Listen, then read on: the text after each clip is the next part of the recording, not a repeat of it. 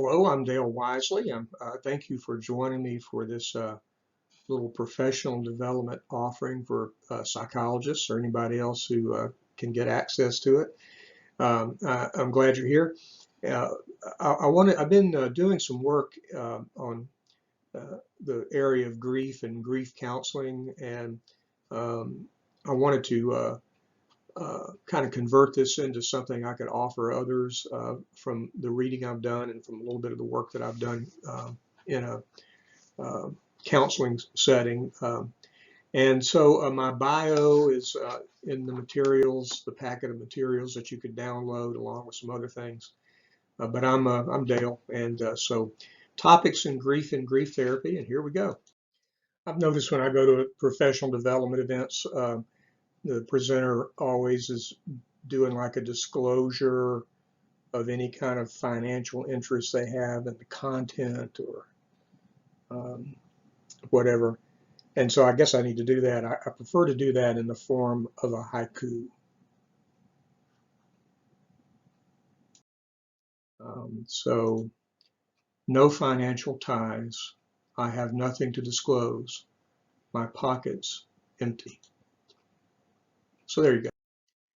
A lot of this, most of this material is based on this textbook, Techniques of Grief Therapy by Assessment and Intervention by Robert Niemeyer. It's an edited text. Dr. Niemeyer is on the faculty of the University of Memphis, where I got my clinical training, and he and I did not overlap, but we've met. I attended a workshop that he provided here in Birmingham, Alabama, a few years ago. It was excellent. And also, just here's a small world story for you. Um, one of my hobbies is poetry, and I edit a couple of poetry magazines. And years ago, I just got an unsolicited poem by Robert Niemeyer, read it, loved it, published it, and um, just by sheer coincidence, Niemeyer is actually a very fine poet, has published several books of poetry. So I like the text a good bit, and very practical, and I'll say more about it in a minute.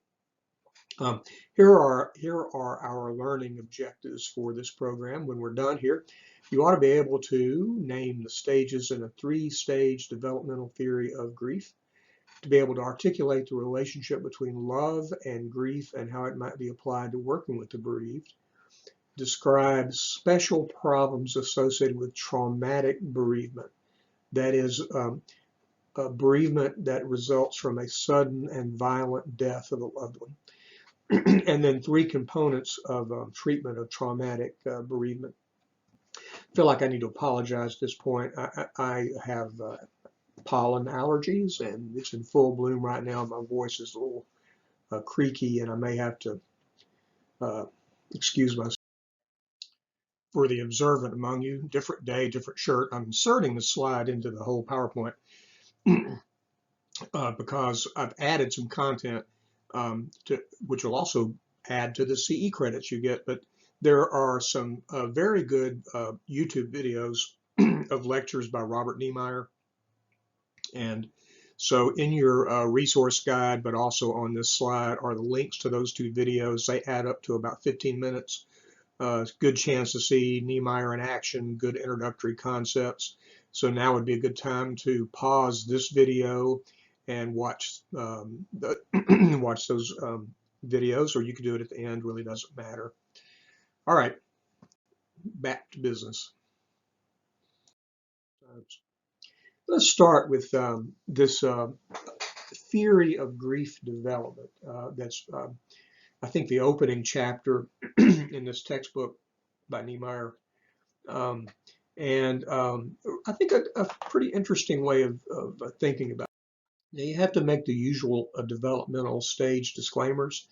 Um, your mileage may differ, everybody's different, there's a million stories in the city, et cetera, et cetera. You know, the stages aren't fixed. Although I think really when you start looking at these stages, they really do make a lot of sense. And I don't like to think of anything as being universal, but they're pretty solid, it seems to me.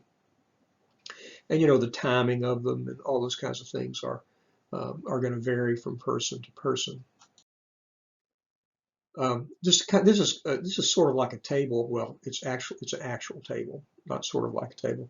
It just kind of summarizes these stages, and I'm not going to go through these because I'm going to go through them in more detail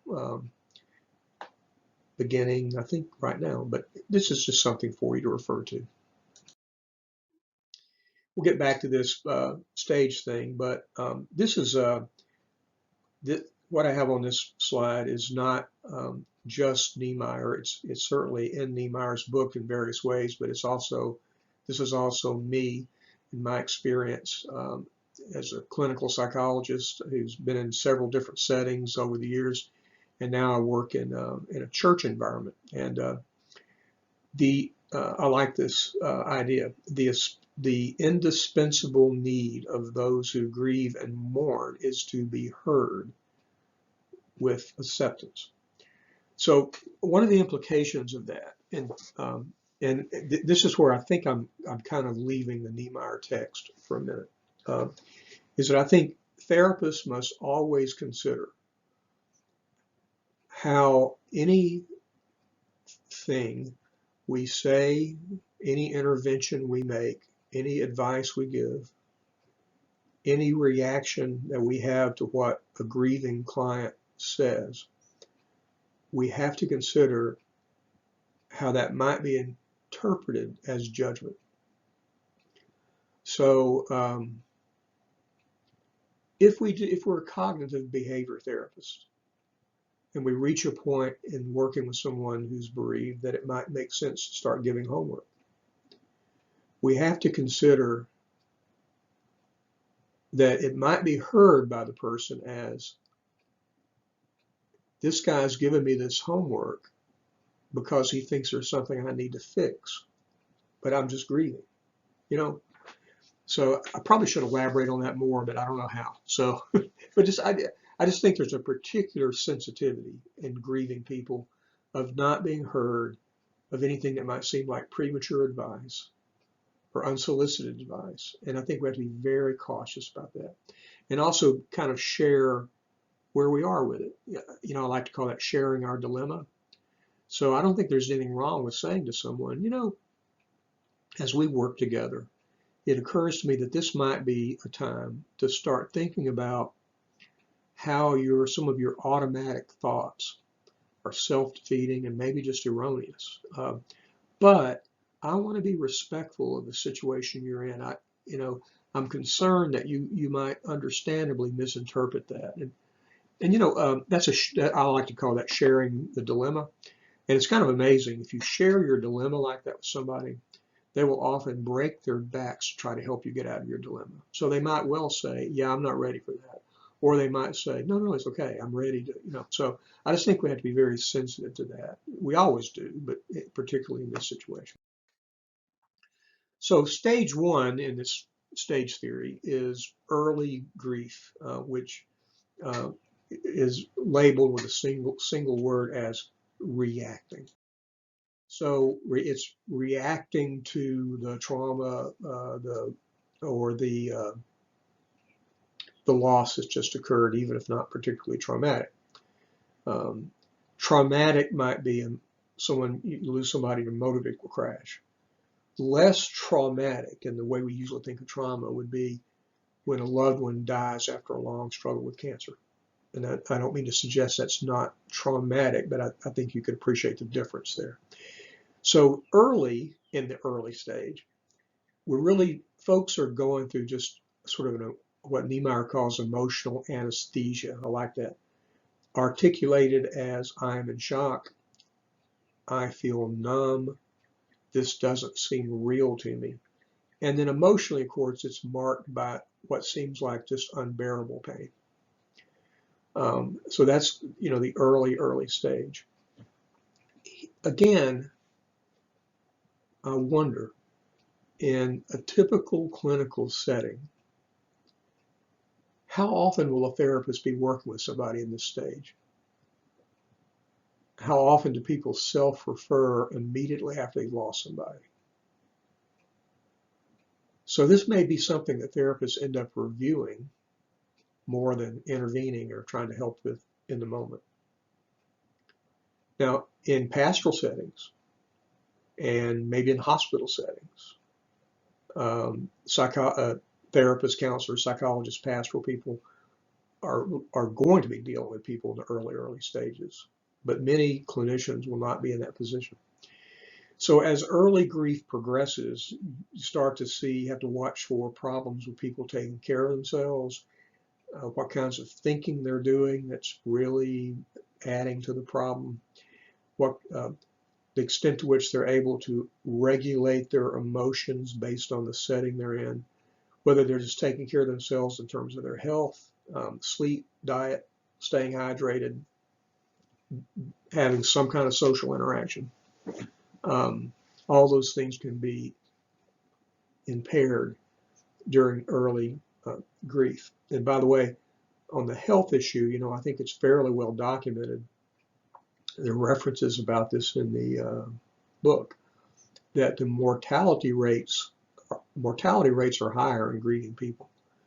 You know, I think that's not really about suicide. It's about, I gather, it's about the physical strain of the grieving process, aggravating pre-existing conditions and so forth. During this stage, though, as early as it is, Niemeyer argues that people may, even in early stages, begin to look for other people who have had similar losses to seek them out for support. On the theory, of course, they're operating on the theory that only someone else who's been through what they've been through can understand them, yeah, which makes sense. So emotionally, during the stage of reacting to the loss, emotions, anger, rage, guilt, shame, despair, all those things, sadness, of course. Niemeyer argues that there's a lot of sort of Ericksonian language in this. The crisis here is connection versus isolation. So isolation would mean the person stays in, everyone else is going about their lives. Their spouses are alive. Their children are alive. And so that's isolating. Connection would be, for example, seeking out people who've had similar losses, or coming to understand that we can connect to people and benefit from interacting with them, even if they haven't had the same kind of loss. So care for folks in this stage, early grief, is really going to be around sort of safety, psychological survival, just being able to keep people shored up enough to take care of the things they need to take care of and so forth. So, for example, if you have a young woman, this happened to a friend of our family just very recently, last week in fact, in a young family, late 30s, the husband died of cancer after a long struggle. There are small children in the home. And so I think often about this new widow who is in early grieving, but also has children to take care of, you know. And so she would need to have care that allows her to contain her emotions, not in a place, to be able to modulate her emotions so that she can take care of her kids, and not add to the children's grief and trauma by falling apart. And nobody would ever catch me saying that's easy, but that's the kind of issue that could come up in early grief. So therapeutic considerations include providing, again, therapeutic or pastoral setting, or for those who are able to encounter people in the early stages of grief, providing a safe and accepting place to really be able to express all those emotions, the anger, the rage, the guilt, the shame, the despair. It's a containment. So that second bullet point, we are present, fully present to them, and accepting of all that expression of emotion, which can help them contain it. It's in this place, in this hour, at this time, you know.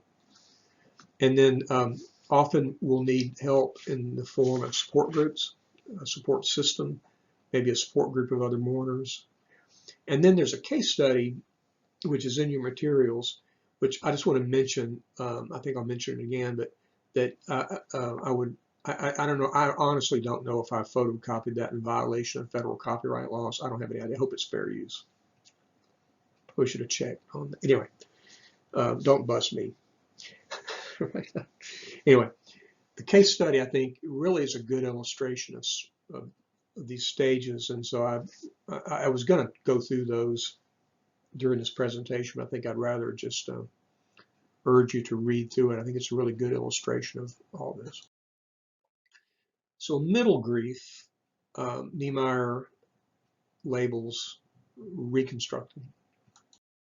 So the theme is people enter this feeling often empty. I mentioned Niemeyer is a scientist and a poet. So there's all this language about an epigenetic theory of grieving. I still don't know what that means. But then he also says things like, this one theme is yearning for that which eternity will not return, at least in the embodied human form they crave. Pretty good.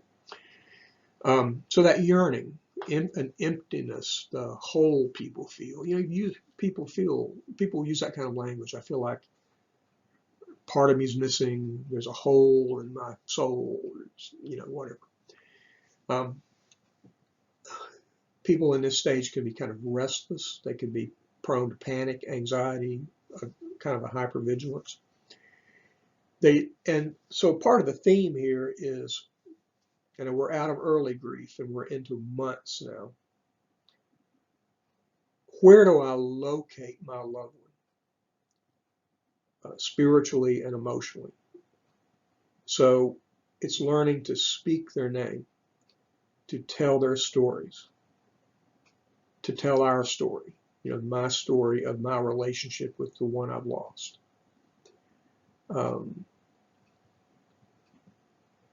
And as we go through this, we'll talk about how to have a kind of ongoing relationship with the deceased person. And it begins here.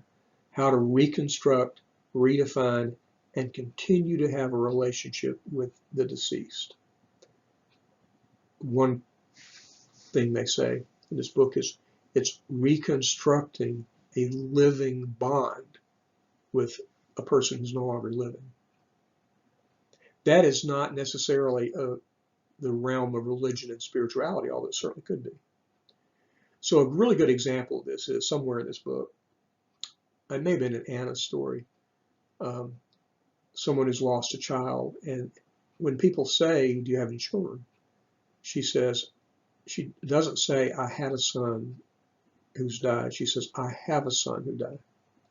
I have a son who died," which is an indication of an ongoing relationship.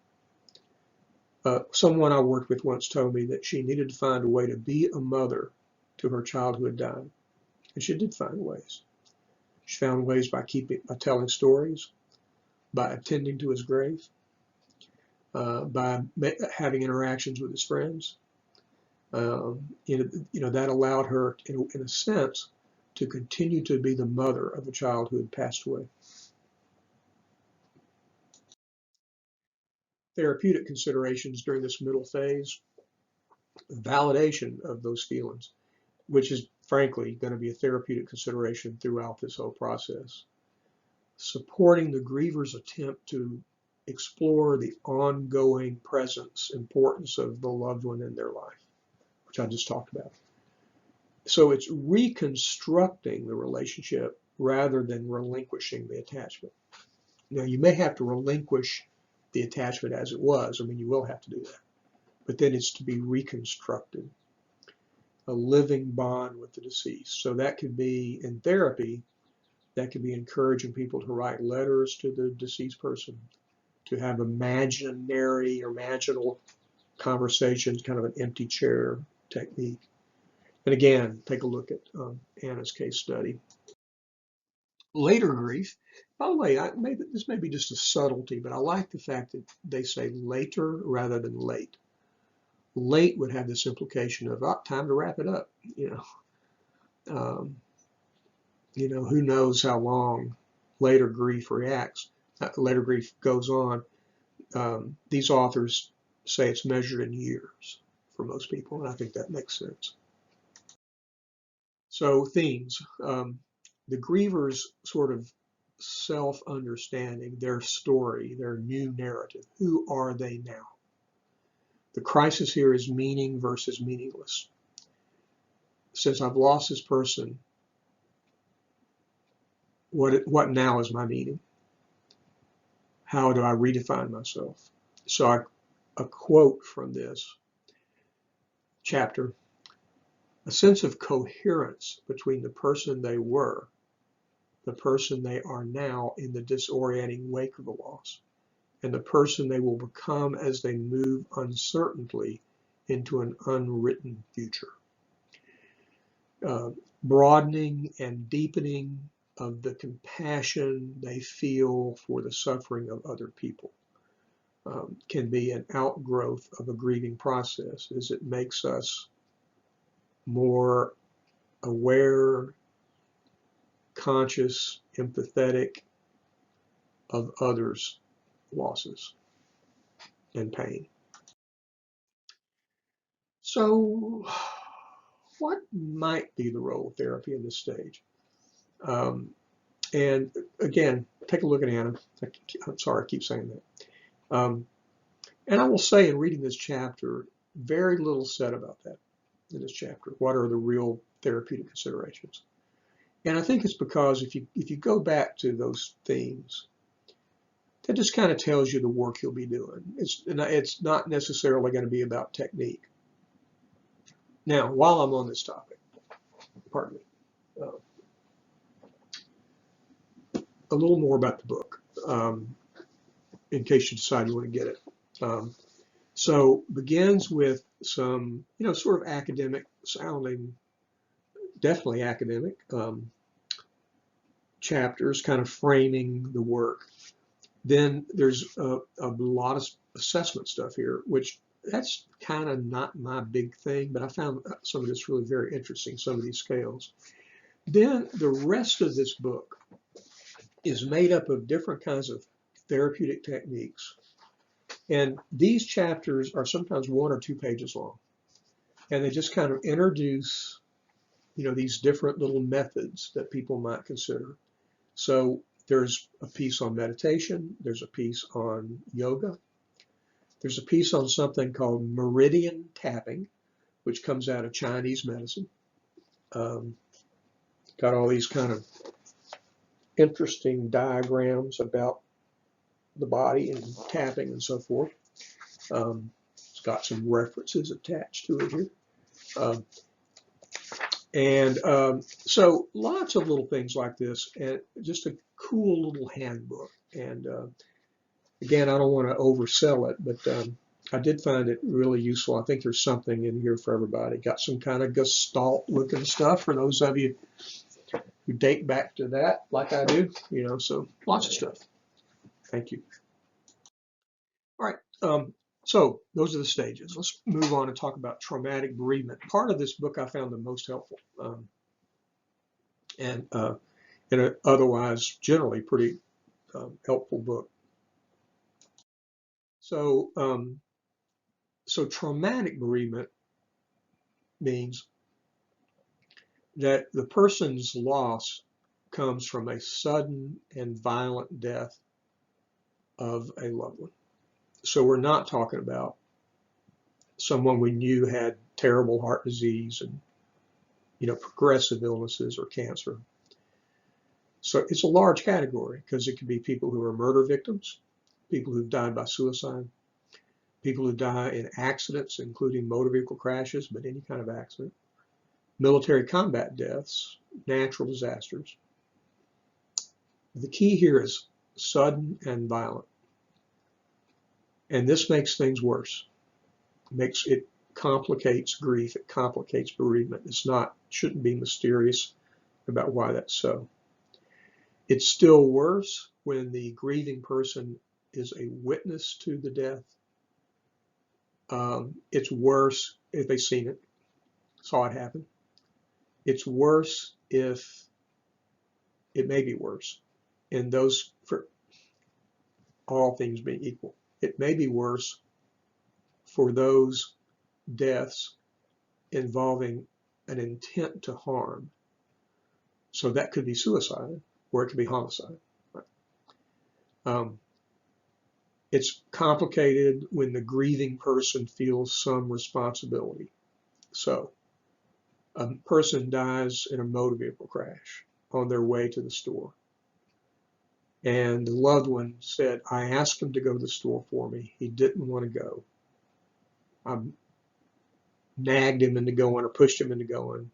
He went, he got killed. Right. So if only, I hadn't. One of my early training jobs at Memphis was I worked on a spinal cord service. And as you might guess, I think about a young man, I think he was 17, 18, young, attractive, athletic guy, and he broke his neck in a trampoline accident. It's one of those mini trampolines, and I think, and anyway, he broke his neck. And he had, these persistent, intrusive thoughts. If I only had not done this thing. So if for grieving people, it's maybe if I had done this, maybe if I had not done this, maybe if maybe I should have warned him not to drive in that neighborhood and he got murdered. Maybe, and on and on and on. The grieving people are particularly susceptible to self-blame when their loved one dies violently. There's also the sense that this death was preventable, but it was not prevented. That causes that winding back, if only, It's harder for people to grasp just the concrete reality of the loss. So you may have an extended period of time where people are saying, it's just not real to me. Every time I get up in the morning, I expect to find him in the kitchen.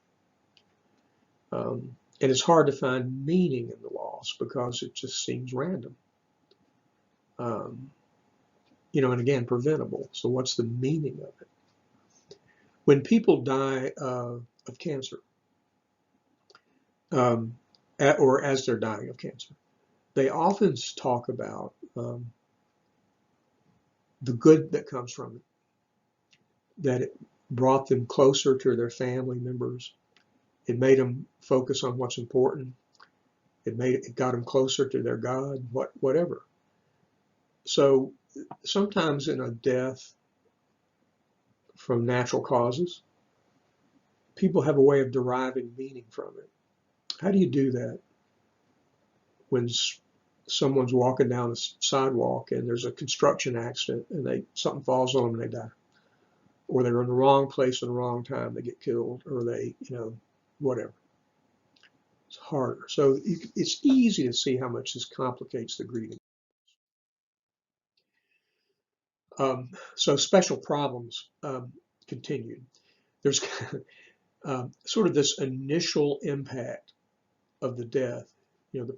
Somebody arrives on the front porch to tell you about what happened, knocks on your door in the middle of the night. That initial impact of the loss is potentially much more destabilizing of the grieving person. It's overwhelming. Nothing seems for sure, nothing seems safe, nothing seems predictable. Life is random. This can create tremendous spiritual issues in people for whom their religious and spiritual lives have been important to them. So a crisis of faith is just routine. No preparation. no chance to prepare, no chance to say goodbye, no chance to get the comfort of being with someone when they die. PTSD symptoms are often common, particularly true if the individual witnesses a death, but under any circumstances, I think almost by definition, one would expect, acute, what is the DSM thing for PTSD, but short, like acute, is that acute stress disorder or post-traumatic stress disorder? The means of death make it more difficult for people to focus on the good things about the relationship, positive memories. You tend to have preoccupations of violent imagery. What did their body look like? What did it do to their body? So the grieving person may really struggle with so many of those intrusive thoughts that it suppresses their ability to focus on positive memories, changes, at least for a while, their image of who that person is. Instead of thinking about who they were, you focus on what happened to them. Treatment considerations. You got to build a survivor's internal and interpersonal resources, kind of a shoring up process. Speaking of processes, processing the traumatic death cognitively and emotionally, and then facilitating the mourning process. Let's do these one at a time. So building a survivor's internal and interpersonal resource. This could include working on emotional regulation. So again, approached with caution and with permission from the client. So it's not interpreted as you're only allowed to feel this here, or you're only allowed to feel that. So emotional regulation is going to be recognizing what our feelings are, being able to label, I am angry, I'm full of rage, I'm mad at him for dying, all those kinds of things. I'm mad at God. I'm crying all the time. So part of the idea is for the person to, first of all, tolerate those emotions and not try to block them. And that gets us back to that containment idea. How do we find a safe time and place to fully express those so they can be regulated and modulated elsewhere when we have to take care of business, raise our kids, go to work, whatever it is we have to do. Helping the person find the social support they need, support groups, friends, family. Working on coping skills, breathing, retraining, relaxation, guided imagery, and then helping the person take care of themselves in the broadest sense of that word, physically and emotionally and everything else. Also preparing the person to deal with triggers and questions. So what you will have people walk up to you and ask you questions about the person's death. You may have people walk up to you and say, how's Bill, not knowing they died. You may have all kinds of things that can trigger you. You might be watching TV, in case of a traumatic death, watching TV, and what if it depicts a motor vehicle crash, and that's why your loved one died? Or what if somebody pulls out a gun on TV and your loved one died as a result of a gunshot wound? So trying to help people anticipate and have rehearse sounds. They have reactions that are planned and they've sort of practiced in their head. I guess that's the same as rehearsing.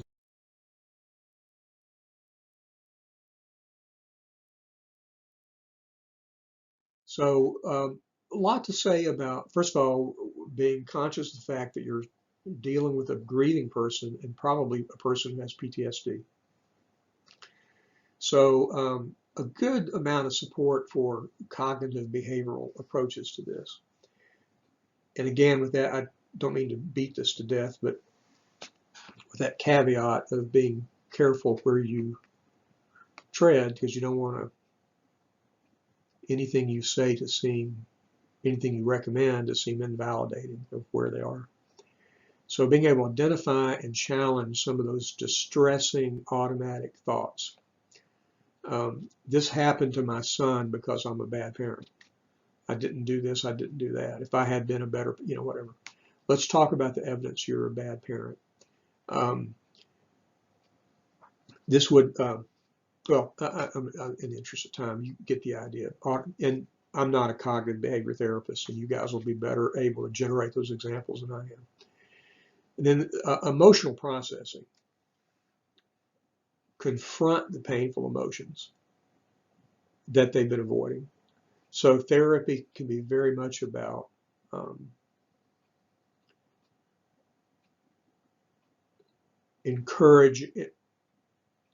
helping the person recognize that they're not talking about being angry. They're not really talking about being sad. They're not talking about despair. And they need to not block those feelings, but to confront them. A friend of mine, who's also a psychologist, tells me a story once that I'll never forget. I've retold this story many times. Her mother had died, and she, as she returned to work and time passed, she was curious about the fact that she really hadn't cried. And so one morning, she goes into her office and makes a pot of coffee, but forgot to put the carafe under the coffee maker. Leaves, comes back, and there's coffee spilled, hot coffee on the carpet. And she said to me, I saw that and I started crying, and I cried for 3 weeks. So now I don't know, and I'm not sure she knows why all that coffee, that little mishap was sort of a trigger for releasing a lot of emotion, but it was, So, and then the last thing to talk about with this treatment considerations for trauma bereavement is this business of processing mourning. Trauma impedes mourning, it impedes grieving. It makes it almost inherently complicated. So this author Rando, which also is, I think, the name of an excellent John Wayne Western, maybe not. Rando's 6 R's. I'm always, these things do not help me, by the way. I just say, anytime I see 6 R's, I think, oh, awesome, that's supposed to help me remember, but I can never remember what the R's stand for. These little devices do not help me. There's one about suicide prevention called Is the Path Warm? Is the Path Warm? Is the Path Warm? It's everything. I have no idea what any of those things stand for. Even though I've taught it, I can't remember sitting here. Sorry. All right, 6 R's. Recognize the loss. So that might involve a letter to the deceased person or an empty chair conversation. React to the separation. What are the associated losses? So if someone loses their spouse, and one of the things they've lost is sexual intimacy. They might also be struggling with financial losses because the spouse was a wage earner. Relinquishing old attachments. So this is part of the process of moving towards reconstructing. Here's another R, a new relationship with the deceased person. Readjusting to one's new identity. So I'm a widower now, if I'm not, thank God. But so what's my new identity? Who am I now? And then reinvesting in a future without the deceased person.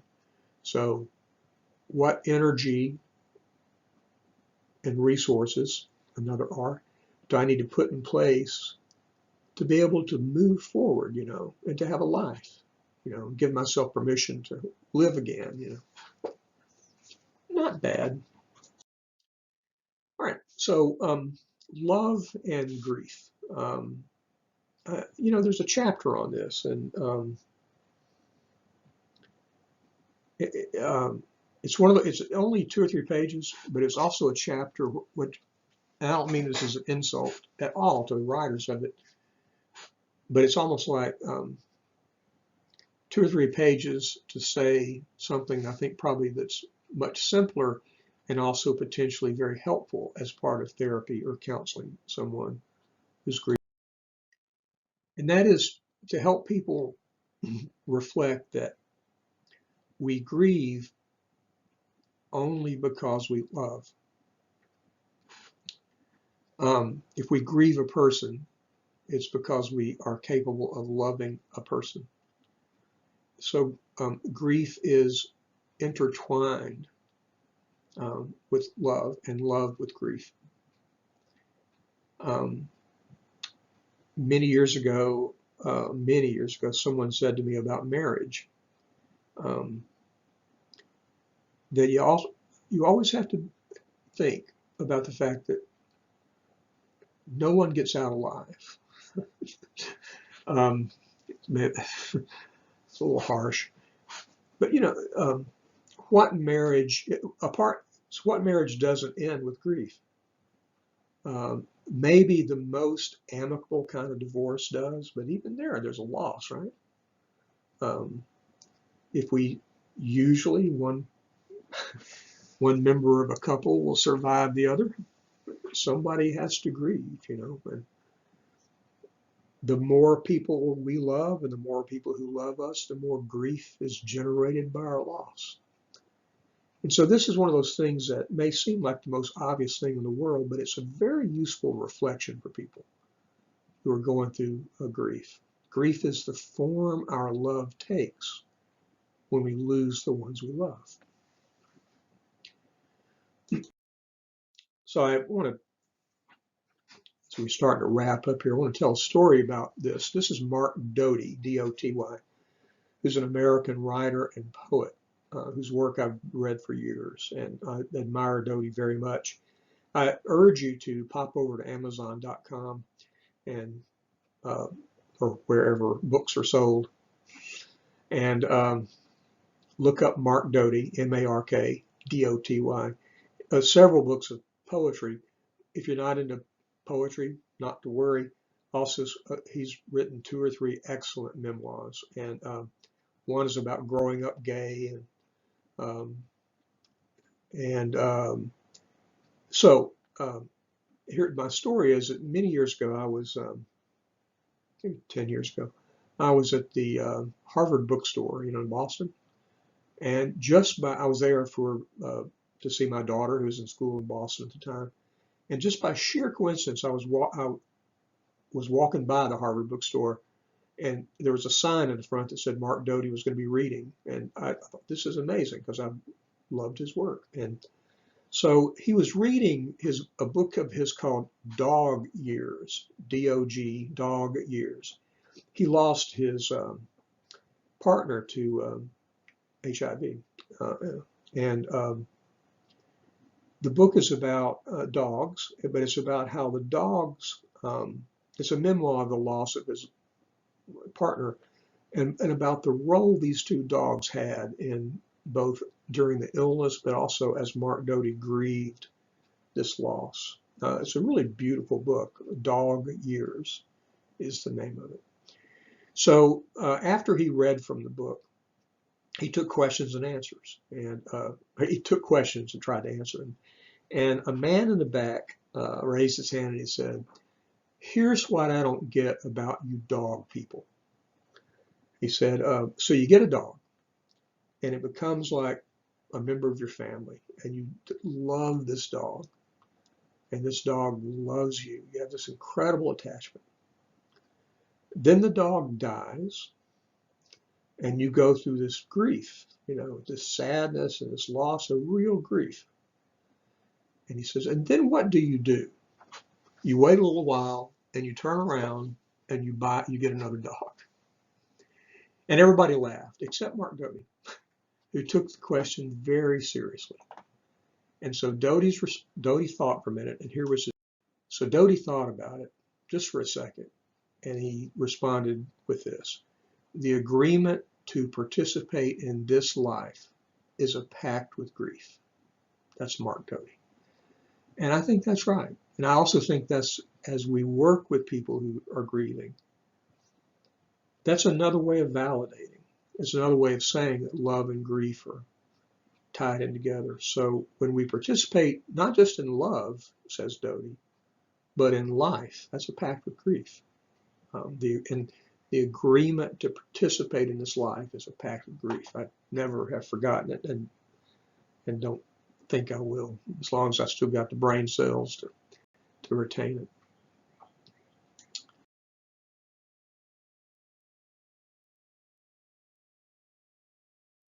Speaking of poetry, I'm going to end with this poem by the great Mary Oliver, who passed away last year. If you have not ever liked poetry and you want to kind of explore some, you could do worse than Mary Oliver. Her poems tend to be accessible and beautiful, and one of the most beloved of the North American poets. And this poem is In Blackwater Woods. To live in this world, you must be able to do three things: to love what is mortal, to hold it against your bones, knowing your own life depends on it, and when the time comes to let it go, to let it go.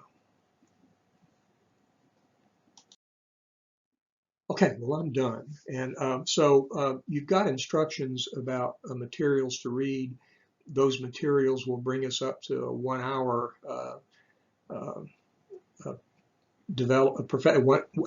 one CE credit. I hope you've benefited from it and maybe even enjoyed it a little bit. If I can do anything to help you, let me know. Bye now. Thank you.